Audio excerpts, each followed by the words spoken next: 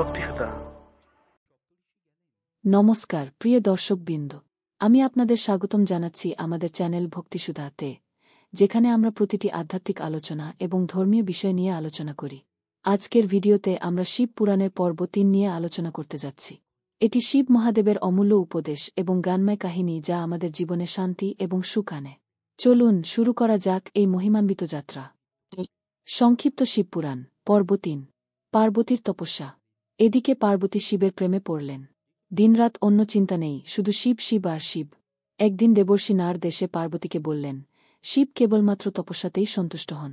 তপস্যা বিনা ব্রহ্মা বা অন্যান্য দেবতারাও শিবের দর্শন পান না। নারদের পরামর্শ মতো পার্বতী তপস্যা করার সিদ্ধান্ত নিলেন। প্রথমে তিনি পিতামাতার অনুমতি নিলেন।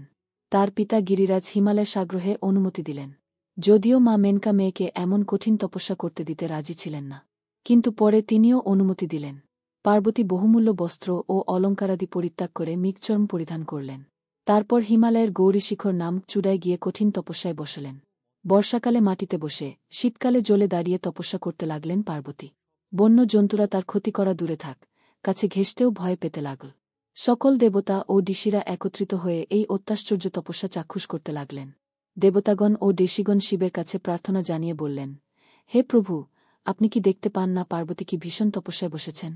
এমন কঠোর তপস্যা পূর্বে কেউ করেনি, ভবিষ্যতেও কেউ করতে পারবে না। অনুগ্রহ করে তার মনস্কাম পূর্ণ করুন। শিব তখন এক বৃদ্ধ ব্রাহ্মণের বেশ ধরে পার্বতীর কাছে গেলেন। বৃদ্ধ ব্রাহ্মণ দেখে পার্বতী ফলফুল দিয়ে তার পূজা করলেন। ছদ্মবেশী শিব জিজ্ঞাসা করলেন, তুমি তপস্যা করছ কেন? তুমি কি চাও? পার্বতী বললেন, আমি শিবকে আমার স্বামীরূপে পেতে চাই। ব্রাহ্মণবেশী শিব বললেন, তুমি তো দেখি মহামূর্খ। তুমি সোনার বদলে কাচ আর চন্দনের বদলে কাদা চাও। গঙ্গাজল ফেলে কেউ কি কূপের জল পান করে? বিবাহ করতে হলে স্বর্গের দেবতাদের করো। ইন্দ্র তোমার উপযুক্ত স্বামী হতে পারেন। শিব আবার একটা দেবতা নাকি? 3টে চোখ, 5টা মাথা, মাথায় জটা, গায়ে ভস্ম, গলায় সাপের মালা, সঙ্গী ভূতপ্রেত, পরনে নেই কাপড়, ট্যাকে নেই টাকা, থাকার মধ্যে আছে গলায় বিষ। এমনকি কে যে তার বাপমা তাও কেউ জানে না, থাকে গহীন বনে। আমার মতে তুমি ভুল করছ। শিবকে ভুলে যাও, নিজের জীবনখানা নষ্ট করো না। ব্রাহ্মণের কথা শুনে পার্বতী রেগে উঠলেন। বললেন, মূর্খ তো আপনি। আপনি শিবের সম্পর্কে কিছুই জানেন না। তিনিই তো মহাদেব। আপনার মতো শিবনিন্দুকের সেবা করলুম, ধিক আমাকে।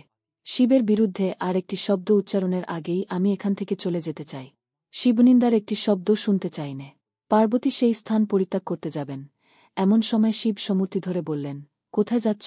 আমি ভেবেছিলাম তুমি আমারই জন্য প্রার্থনা করছিলে। এখন আমাকে ছেড়ে গেলে তো চলবে না। আমি তোমাকে ছেড়ে যেতে দেব না। তুমি বর চাও। অভিভূত পার্বতী বললেন, প্রভু, আমাকে বিবাহ করুন। শিব বললেন, তথাস্তু। এই কথা শুনে পার্বতী ফিরে এলেন ঘরে। আশা করি আপনারা শিব পুরাণের এই পর্বটি ভালোবাসলেন। শিব মহাদেবের আশীর্বাদ আমাদের সাথে থাকুক। যদি ভিডিওটি আপনাদের ভালো লেগে থাকে, তাহলে লাইক, শেয়ার এবং সাবস্ক্রাইব করতে ভুলবেন না। আপনার মতামত এবং প্রশ্ন নিচে কমেন্টে জানাতে পারেন। আগামী ভিডিওতে আবার দেখা হবে। ততক্ষণ পর্যন্ত শিব শম্ভু আপনার সাথে থাকুন।